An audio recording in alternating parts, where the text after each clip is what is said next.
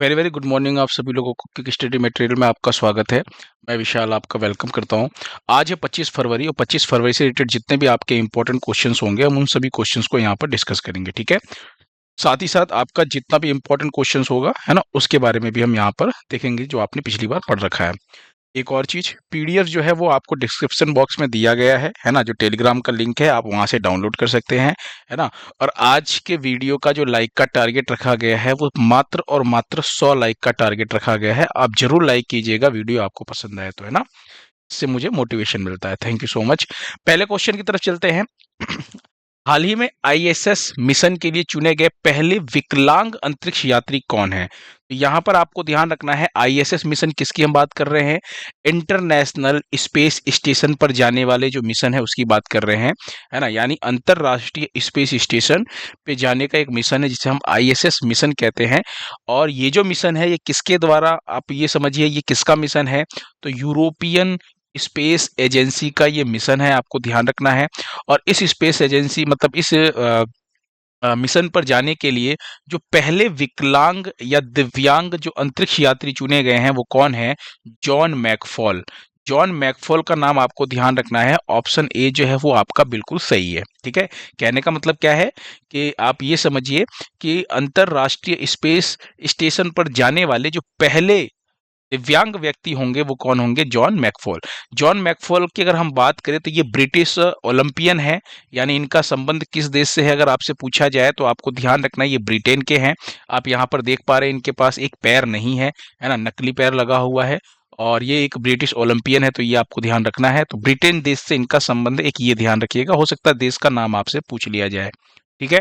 काश पटेल, अभी आपने पढ़ा कि एफबीआई के 9th नंबर के डायरेक्टर बने हैं, है ना। कल ही मैंने आपको ये चीज पढ़ाई थी। नेक्स्ट क्वेश्चन देखते हैं। अगला क्वेश्चन क्या है हमारा?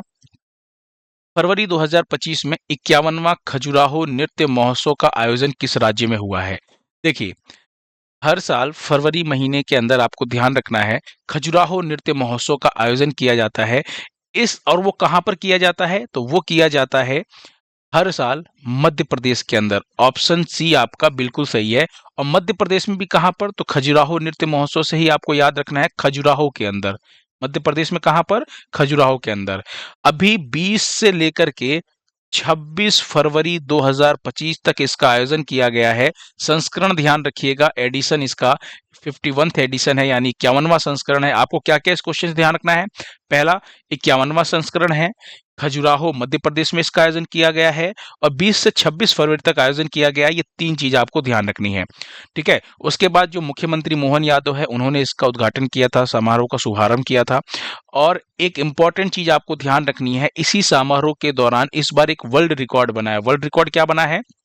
इसी समारोह में 139 कलाकारों ने लगातार 24 घंटे नृत्य करके ना वर्ल्ड रिकॉर्ड बनाया। और नृत्य भी कौन सा? तो शास्त्रीय नृत्य आपको ध्यान रखना है, क्लासिकल डांस किया गया था इसके अंदर, ठीक है। तो आपको एक तो ये वर्ल्ड रिकॉर्ड वाला क्वेश्चन अपने दिमाग में बिठा करके रखना है। संस्करण कहां पर हुआ? मध्य प्रदेश के खजुराहो में। कब से कब तक? 20 से 26 फरवरी तक, ठीक है। अच्छा, एक चीज ध्यान रखिएगा, एग्जाम में क्वेश्चन पूछा जाता है, काफी मतलब पॉपुलर क्वेश्चन है। खजुराहो मंदिर का नाम आपने कई बार सुना होगा, खजुराहो मंदिर। अब खजुराहो मंदिर से क्या क्वेश्चन बनता है? एक तो बनता है कि इसका निर्माण किसने करवाया? तो निर्माण करवाया था चंदेल राजवंश ने। इसने चंदेल राजवंश में। इसमें किसी एक राजा का नाम नहीं आता है, क्योंकि ये जो मंदिर समूह है इसको अलग अलग राजा ने, मतलब जो चंदेल राजवंश थे उन्होंने अलग अलग टाइम पीरियड पे अलग अलग राजाओं ने इसके अंदर अपना सहयोग दिया है। तो आपको सीधा क्या ध्यान रखना है? चंदेल राजवंश ने इसका निर्माण करवाया। दूसरा, ये मध्य प्रदेश के किस जिले में पाया जाता है? ये मंदिर कहाँ पर स्थित है? जो छतरपुर जिले का नाम आपको ध्यान रखना है। एक और आपको ध्यान रखना है, यूनेस्को विश्व धरोहर में इसे कब शामिल किया गया था? तो यूनेस्को विश्व धरोहर में 1986 में इसको शामिल किया गया था। किसकी बात कर रहे हैं? विश्व धरोहर की, वर्ल्ड हेरिटेज की बात कर रहे हैं। तो ये भी आपको ध्यान है। ये तीन क्वेश्चन ऐसे क्वेश्चंस हैं जो आपसे एग्जाम में पूछे गए हैं। किससे? खजुराहो मंदिर से। कहां पर? ये छतरपुर जिले में स्थित है, मध्य प्रदेश के अंदर। खजुराहो मंदिर ध्यान रखिएगा। खजुराहो नृत्य महोत्सव अलग है, खजुराहो मंदिर अलग है। ये इंपॉर्टेंट क्वेश्चन है, बार बार पूछे जाते हैं, आपको याद होना चाहिए। नेक्स्ट क्वेश्चन देखिए। हाल ही में ग्लोबल इन्वेस्टर समिट 2025 का उद्घाटन प्रधानमंत्री मोदी ने कहां पर किया है? पहली चीज तो ये ग्लोबल इन्वेस्टर समिट्स की बात करें, हिंदी में कहीं कहीं पे न्यूज़पेपर में लिखा हुआ था वैश्विक निवेशक शिखर सम्मेलन। क्या?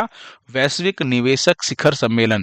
बाकी ज्यादातर जगह पे ग्लोबल इन्वेस्टमेंट समिट ही लिखा था, इसको हिंदी में हम क्या बोलते हैं? वैश्विक निवेशक शिखर सम्मेलन। ठीक है, तो ग्लोबल इन्वेस्टर समिट 2025 की बात करें तो सबसे इंपॉर्टेंट क्या है कि इसका उद्घाटन किसने किया है? तो प्रधानमंत्री नरेंद्र मोदी जी ने इसका उद्घाटन किया है। कहां पर किया है? तो इसका जो आयोजन किया जा रहा है वो भोपाल में किया जा रहा है। बहुत इंपॉर्टेंट है, ऑप्शन बी आपको ध्यान रखना है, बिल्कुल सही आंसर है।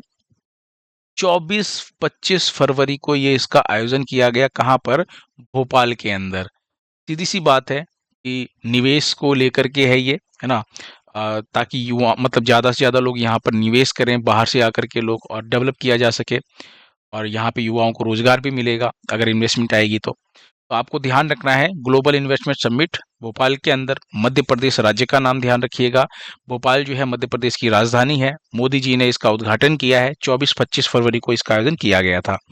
अच्छा, यहाँ पे हैदराबाद देख करके कुछ आपको याद आ रहा है? हैदराबाद, हैदराबाद से आपको याद आ रहा होगा अंतरराष्ट्रीय कला प्रदर्शनी। याद आ रहा है किसी को? अंतरराष्ट्रीय कला प्रदर्शनी, इसका आयोजन अभी हाल ही में कहां पर हुआ था? हैदराबाद में हुआ था। अजमेर के अंदर अगर हम बात करें तो अभी अखिल भारतीय ट्रांसजेंडर सम्मेलन का आयोजन किया गया था। याद आया? अखिल भारतीय किन्नर महासम्मेलन जिसे मैंने कहा था, तो ट्रांसजेंडर सम्मेलन का आयोजन पहली बार किया गया था, इसलिए इंपॉर्टेंट है ये। बेंगलुरु आपको पता ही है, गूगल का एक अभी हाल ही में ऑफिस खोला गया है अनंत नाम से, है ना? काफी बड़ा ऑफिस है, गूगल का ऑफिस है जिसका नाम क्या है? अनंत। तो ये तीन चीजें इंपॉर्टेंट अपनी अभी आपने पढ़ा था। नेक्स्ट क्वेश्चन देखिए, फरवरी 2025 में भारतीय तटरक्षक बल ने सागर कवच अभ्यास का आयोजन कहाँ किया है? तो पहली चीज तो ये है ना, महीना भी आपको ध्यान रखना है, क्योंकि अभी जो समीक्षा अधिकारी का पेपर हुआ था उसके अंदर क्या पूछा गया था, आपको ध्यान रखना है। महीना पूछा गया था। क्या कि कौन सा युद्ध अभ्यास किस महीने में, मतलब क्रम से लगाइए। चार ऑप्शन दिए थे, मतलब चार सुमेलित करने वाले मैच द फॉलोइंग्स के क्वेश्चन थे, और उसमें चार युद्ध अभ्यास और आगे महीना दिया हुआ था और आपको मैच करना था। तो ध्यान रखिएगा, ऐसे ही याद करिएगा आप भी कि जनवरी महीने में कौन कौन से युद्ध अभ्यास हुए हैं, फरवरी महीने में कौन कौन से युद्ध अभ्यास हुए हैं, तो आपको मैच करने में आसानी रहेगी, आपके दिमाग में बैठा रहेगा। तो फरवरी में अभी भारतीय तटरक्षक बल ने एक सागर कवच अभ्यास का आयोजन किया है, और वो आयोजन किया है पश्चिम बंगाल। ऑप्शन डी आपका बिल्कुल सही है। तो पश्चिम बंगाल की 158 किलोमीटर की जो तट रेखा है, आपको ध्यान रखना है, 158 किलोमीटर जो लंबी तट रेखा पश्चिम बंगाल की, वहां पर इसका आयोजन किया है, भारतीय तटरक्षक बल ने किया है, ये भी ध्यान रखिएगा। अभ्यास का नाम है सागर कवच अभ्यास। कब से कब तक? तो 21 और 22 फरवरी को इसका आयोजन किया गया है ना? साथ ही आपको ध्यान रखना है कि इसके अंदर नौसेना, मतलब तटरक्षक बल ने तो आयोजन किया, शामिल कौन कौन था? तो भारतीय नौसेना, बीएसएफ, सीआईएसएफ, पश्चिम बंगाल सीमा शुल्क और वन विभाग, इन सभी टीमों ने इसके अंदर क्या किया था? हिस्सा लिया था। ठीक है, बात करें अगर हम यहाँ पर, तो अभी बात करते थोड़ा सा तटरक्षक बल के बारे में कि तटरक्षक बल से क्या क्या इंपॉर्टेंट क्वेश्चंस आपके एग्जाम में बनते हैं, उनको देखते हैं। कुछ स्टैटिक जीके की बात करते हैं। तो भारतीय तटरक्षक बल की अगर मैं बात करूं तो इसकी जो स्थापना हुई थी वो रुस्तम जी समिति की सिफारिश पर इसकी स्थापना होती है। स्थापना कब हुई? 1 फरवरी 1977 को स्थापना हुई। बाकी 1978 में इसका कामकाज शुरू हो गया था। इसीलिए हमने अभी 1 फरवरी को एक दिवस पढ़ा था, याद आ रहा है किसी को? भारतीय तटरक्षक दिवस याद किसी को आ रहा है? इंडियन कोस्ट गार्ड डे 1 फरवरी को हमने पढ़ा था। आपको याद ना हो तो एक बार 1 फरवरी वाली वीडियो उठा करके देखिएगा। 1 फरवरी को हम क्या मनाते हैं? भारतीय तटरक्षक बल दिवस मनाते हैं। इसका जो मुख्यालय है वो नई दिल्ली के अंदर इसका हेडक्वार्टर है। महानिदेशक आपको ध्यान रखना है परमेश शिवमणि। बहुत इंपॉर्टेंट क्वेश्चन है महानिदेशक वाला, कई बार पूछा गया है। भी आपको ध्यान रखना है कि दरअसल 18 अगस्त को, ये घटना ध्यान रखिएगा, 18 अगस्त 2024 को एक दुर्घटना घटी थी। और वो क्या था कि जो इसके 25वें, ये तो 26वें महानिदेशक हैं, जो इसके 25वें महानिदेशक थे, नाम क्या था उनका? राकेश पाल। उनका ना हार्ट अटैक से क्या हो गया था? निधन हो गया था। राकेश पाल का क्या हुआ? निधन हो गया। अगस्त 2024 में हार्ट अटैक से निधन हो गया। तो अब इनके निधन होने के बाद नई नियुक्ति जो हुई थी, यानी अभी 2025 चल रहा है आपका फरवरी, और हम बात कर रहे हैं अगस्त महीने में। अगस्त महीने में निधन हुआ है। सितंबर, अक्टूबर, नवंबर, दिसंबर, जनवरी 5 महीने पहले इनकी नियुक्ति हुई है। ध्यान रखिएगा, परमेश शिवमणि जो हैं ये 26वें नंबर के महानिदेशक हैं। अभी नई नियुक्ति है, इसलिए आपको ये याद रखना पड़ेगा। ठीक है। अब यहाँ पर ध्यान रखिएगा, जो भारतीय तटरक्षक बल है इसके प्रथम महानिदेशक कौन है, तो वीए कामत का नाम आपको ध्यान रखना है। आदर्श वाक्य क्या है, मोटो वाक्य, तो वयम रक्षाम। देखिए यहाँ पे ये नीचे लिखा हुआ है लोगों के अंदर, यही इसका मोटो लाइन है, यही इसका आदर्श वाक्य है। भारतीय तटरक्षक बल का जो पहला जहाज था वो था आईसीजीएस कुठार। क्या था, आईसीजीएस कुठार। अच्छा, यहां पर ध्यान रखिएगा, एक होता है आईएनएस। देखिए, जो नौसेना के जहाज होते हैं ना, उनके आगे आईएनएस लगता है, यानी इंडियन नेवल शिप।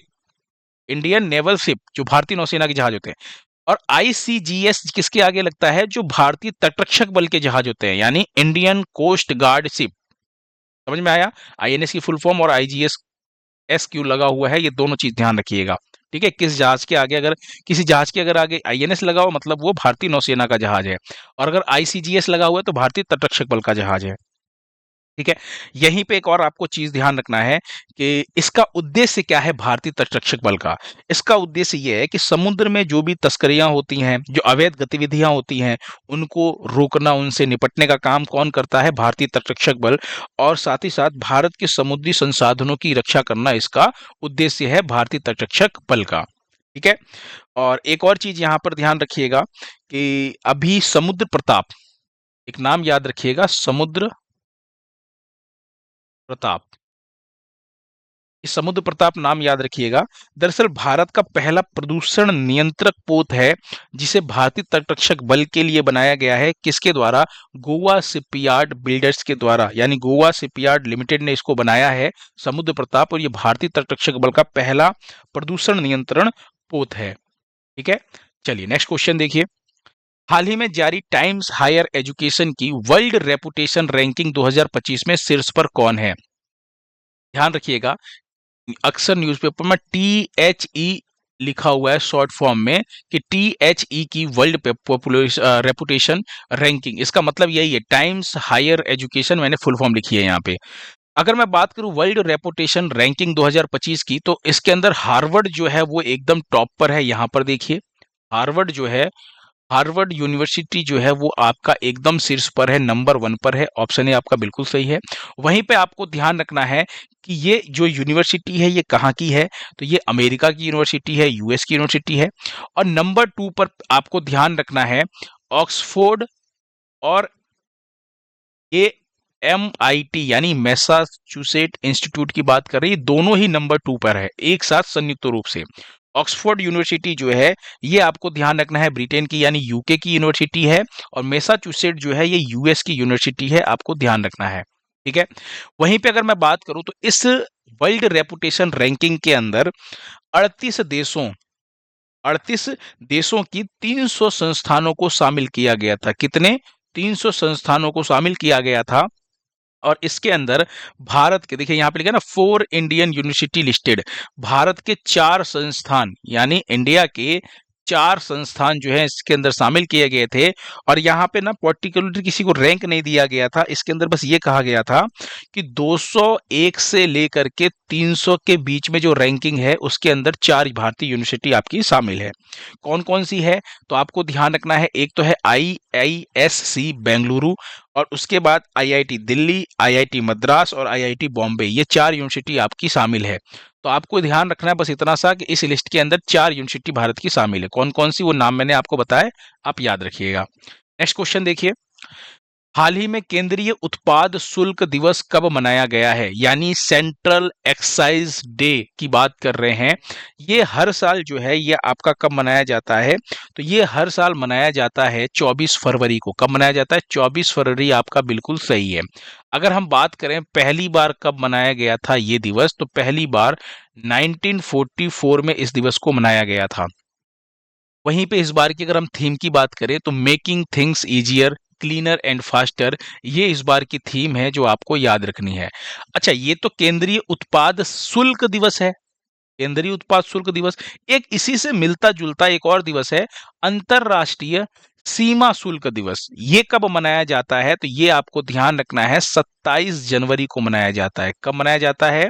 27 जनवरी को मनाया जाता है। तो ये दोनों दिवस लेकर के कंफ्यूज मत होइएगा, ठीक है। नेक्स्ट क्वेश्चन देखिए, हाल ही में किसके द्वारा गवाह सुरक्षा योजना, यानी हम बात कर रहे हैं विटनेस प्रोटेक्शन स्कीम, किसने लॉन्च किया है? तो ये जो विटनेस प्रोटेक्शन स्कीम है, ये भी हाल ही में हरियाणा सरकार के द्वारा लॉन्च किया गया है। किसके द्वारा? हरियाणा सरकार के द्वारा। अच्छा, आपने ना अक्सर देखा है मूवीज के अंदर, पुरानी मूवीज के अंदर आपने देखा होगा कि क्या होता है कि जैसी कोर्ट में लेकर के जाते हैं, उसके अंदर गुंडा और हीरो दो ही तो रोल होता है, विलन और हीरो का। तो होता क्या है कि जो गवाह है वो बस पहुंचना नहीं चाहिए। कहाँ नहीं पहुंचना चाहिए? कोर्ट रूम तक नहीं पहुंचना चाहिए, है ना। अगर कोर्ट तक नहीं पहुंचेगा गवाह, तो मतलब फिर वो केस जो है वो जीत जाते हैं। तो आपने मूवीज के अंदर बहुत बार देखा होगा ना कि गवाह को रास्ते से हटा दो, गवाह को मार दो तो सजा नहीं होगी। तो सेम यही चीज आपको ध्यान रखनी है। तो ऐसी जो चीजें होती है वो असल लाइफ में भी होती है। अब इसके अंदर क्या कहा गया है, सीधा सा उद्देश्य आप ये ध्यान रखिए, जो विटनेस होते हैं ना उनको सिक्योरिटी देना इस योजना का उद्देश्य है, ताकि वो पुरानी मूवी की तरह ना बीच में गायब ना हो, वो पहुंच सके अच्छे से वहां पे।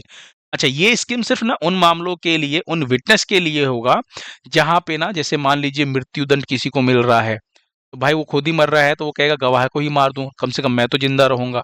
या फिर अगर हम बात करें तो अगर किसी को आजीवन कारावास हो रहा है ना, आजीवन कारावास अगर किसी को हो रहा है, और या फिर किसी को 7 साल से अधिक की अगर सजा हो रही है, ठीक है, तो ये ऐसे मामलों के अंदर, ऐसे जो सजा मिलने वाले हैं, ऐसे मामलों के जो विटनेस होंगे, उनके लिए ये योजना जो है, ये उनको सिक्योरिटी देने के लिए ये योजना जो है हरियाणा सरकार के द्वारा शुरू किया गया है।